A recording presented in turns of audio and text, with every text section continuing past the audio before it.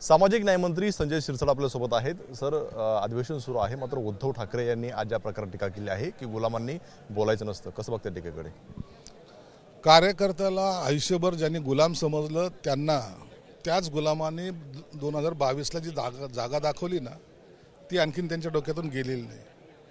गुलामांनी बंड केलं तर असलेल्या सत्ताधाऱ्याची खुर्ची काढू शकतात, ही ताकद आम्ही दाखवली ना। म्हणून गुलामाचं बंड एवढं इझिली घेऊ नका। आणि उद्धव ठाकरेंना काय, अहंकारी माणूस आहे, अहंकार त्यांच्या नसानसामध्ये भिनलेला आहे। सत्ता गेली, आमदार गेले, खासदार गेले, कार्यकर्ते गेले, तरी तोरा गेला नाही। या हैदराबादच्या नवाबासारखं आहे, बिर्याणीचं दाना असं मुच्छेवर ठेवायचं आणि बिर्याणी खाऊन आलो म्हणायचं। अरे कशासाठी करताय तुम्ही? या अधिवेशनामध्ये आला तुम्ही, लोकांचे प्रश्न मांडा ना, सरकारला जोरात बोला ना, चांगलं काहीतरी खडक असून। हे गुलामी काय, अनाकोंडा, हा साप, हा नाग, हा उंदीर, हे कसले विचार तुमचे? अहो तुम्ही मोठे नेते आहात, आमच्यासारख्या छोट्या नेत्यांनी 2-4 शिव्या दिले तरी लोक काही त्याचं वाईट वाटून घेत नाही, कारण ते म्हणतात त्यांची लायकी तेवढी।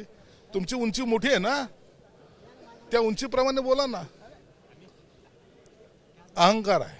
तुम्ही आता मुद्दा काढला, गेल्या अनेक दिवसापासून पाहायला मिळते की पहिल्या दिवशी फक्त पायऱ्यांवरती आंदोलन झालं, त्यानंतर आंदोलन सुद्धा होत नाहीयेत। कुठेतरी विरोधकांनी शस्त्र टाकलेत। विरोधकांनी आता यांच्याकडे स्पेस राहिलेला नाही। हे दुसऱ्याला जे गुलाम समजत होते ना, यांच्यावर गुलामीची आता वेळ आलेली आहे। म्हणून हे दारोदारी जात आहेत, हात जोडतायत, कुणाच्या पाया पडतायत, युती करा म्हणतायत, आघाडी एकत्र राहू द्या म्हणतायत। किती लाचारी होईल? अहो शिवसेना प्रमुख होते, भाजप बरोबर युती करताना सुद्धा त्या ताटमानेने करायचे, फटकारायचे भाजपला सुद्धा, बाळासाहेब ठाकरे। आणि भाजप सुद्धा त्या टायमाला बाळासाहेब ठाकरेंचा शब्द कधी पडू देत नव्हते, आणि यांचा शब्द कोणी ऐकायला सुद्धा तयार नाही। ही स्थिती आहे आता। वाईट वाटतं या गोष्टीचं। ज्या नेत्यांनी एवढी मोठी संघटना उभी केली, यांच्या अहंकारामुळे त्यांचं नेस्तनाबूत झालेले। राजपाट गेलेत लोकांच्या अहंकारापायी।